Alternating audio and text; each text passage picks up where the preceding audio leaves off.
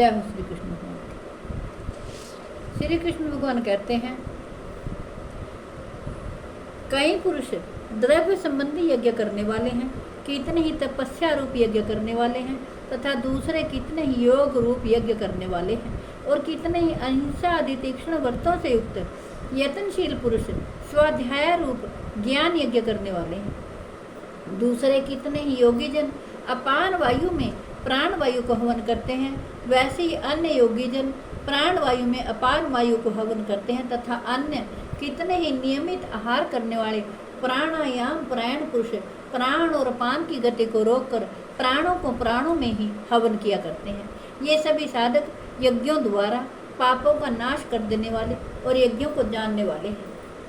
यज्ञशिष्टामृत भुजो यान्ति ब्रह्म सनातनम नायम लोको अस्त्य यज्ञस्य कुतो अन्य है कुरु सतम। हे कुरु श्रेष्ठ अर्जुन, यज्ञ से बचे हुए अमृत का अनुभव करने वाले योगी जन सनातन परब्रह्म परमात्मा को प्राप्त होते हैं, और यज्ञ न करने वाले पुरुष के लिए तो यह मनुष्य लोक भी सुखदायक नहीं है, फिर परलोक कैसे सुखदायक हो सकता है। एवं बहुविधा यज्ञा वितता ब्रह्मणो मुखे कर्म जान विद्वितान सर्वान एवं ज्ञात्वा विमोक्ष्यत से। इसी प्रकार और भी बहुत तरह के यज्ञ वेद की वाणी में विस्तार से कहे गए हैं, उन सब को तू मन इंद्रिय और शरीर की क्रिया द्वारा संपन्न होने वाले जान। इस प्रकार तत्व से जानकर उनके अनुष्ठान द्वारा तू कर्म बंधन से सर्वथा मुक्त हो जाएगा। श्री कृष्ण भगवान कहते हैं, श्रेयान द्रव्य मयाद्याज्ञान यज्ञ है परंतप सर्वं कर्माखिलम पार्थ ज्ञाने परिसमाप्यते। हे परंतप अर्जुन, द्रव्य में यज्ञ की अपेक्षा ज्ञान यज्ञ अत्यंत श्रेष्ठ है, तथा यावन मात्र संपूर्ण कर्म ज्ञान में समाप्त हो जाते हैं। तद्विद्वि प्रणिपातेन परिप्रश्नेन सेव्या उपदेक्ष्यन्ति ते ज्ञानं ज्ञानिनस्त तत्वदर्शिनः। उस ज्ञान को तो तत्वदर्शी ज्ञानियों के पास जाकर समझ, उनको भलीभांति दंडोत प्रणाम करने से, उनकी सेवा करने से और कपट छोड़कर सरलतापूर्वक प्रश्न करने से वे परमात्म तत्व को भलीभांति जानने वाले ज्ञानी महात्मा तुझे उस तत्व ज्ञान का उपदेश करेंगे। यज ज्ञात्वा ना पुनर्मोहमेवं यास्यसि पांडव येन भूतान्यशेषेण द्रक्ष्यस्यात्मन्योऽथो मयि अपि चेदसि पापेभ्यः सर्वेभ्यः पापकृतमः सर्वज्ञानफलवेनैव वृजिनं संतरिष्यसि। जिसको जानकर फिर तू इस प्रकार मोह को नहीं प्राप्त होगा, तथा हे अर्जुन, जिस ज्ञान के द्वारा तू संपूर्ण भूतों को निशेष भाव से पहले अपने में और पीछे मुझ सच्चिदानंद घन परमात्मा में देखेगा। अपि चेदसि पापेभ्यः सर्वेभ्यः पापकृतमः सर्वं ज्ञानफलवेनैव वृजिनं संतरिष्यसि।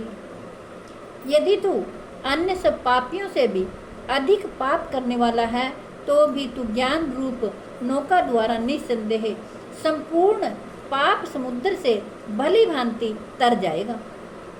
क्योंकि हे अर्जुन, जैसे प्रज्वलित अग्नि ईंधनों को भस्म में कर देता है, वैसे ही ज्ञान रूप अग्नि संपूर्ण कर्मों को भस्म में कर देता है।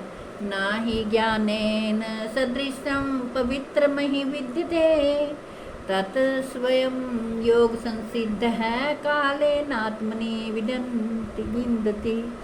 इस संसार में ज्ञान के समान पवित्र करने वाला निसंदेह कुछ भी नहीं है। उस ज्ञान को कितने ही काल से कर्म योग के द्वारा शुद्धांतःकरण हुआ मनुष्य अपने आप ही आत्मा में पा लेता है। श्रद्धावा लभते ज्ञानम तत्परः संयतेन्द्रियः ज्ञानम लब्ध्वा पराम शांतिम चिरेणाधिगच्छति। जितेंद्रिय साधन प्रायण और श्रद्धावान मनुष्य ज्ञान को प्राप्त होता है तथा ज्ञान को प्राप्त होकर वह बिना विलंब के तत्काल ही भगवत प्राप्ति रूप परम शांति को प्राप्त होता है। अज्ञश्चा श्रद्धेयानानं च संस्यात्मा विनश्यति नायं लोकोऽस्ति न परो न सुखम संस्यात्मनः। श्री कृष्ण भगवान कहते हैं, विवेकहीन और श्रद्धा रहित संशय युक्त मनुष्य परमार्थ से अवश्य भ्रष्ट हो जाता है। ऐसे संशय युक्त मनुष्य के लिए ना यह लोक है और ना परलोक है और न सुख ही है। योग संन्यस्त कर्माणं ज्ञान संचिन्न संशयम् आत्मवन्तं न कर्माणि निबद्धन्ति धनंजय। हे धनंजय, जिसने कर्म योग की विधि से समस्त कर्मों का परमात्मा में अर्पण कर दिया है और जिसने विवेक द्वारा समस्त संशयों का नाश कर दिया है, ऐसे वश में किए हुए अंतः करने वाले पुरुष को कर्म नहीं बांधते।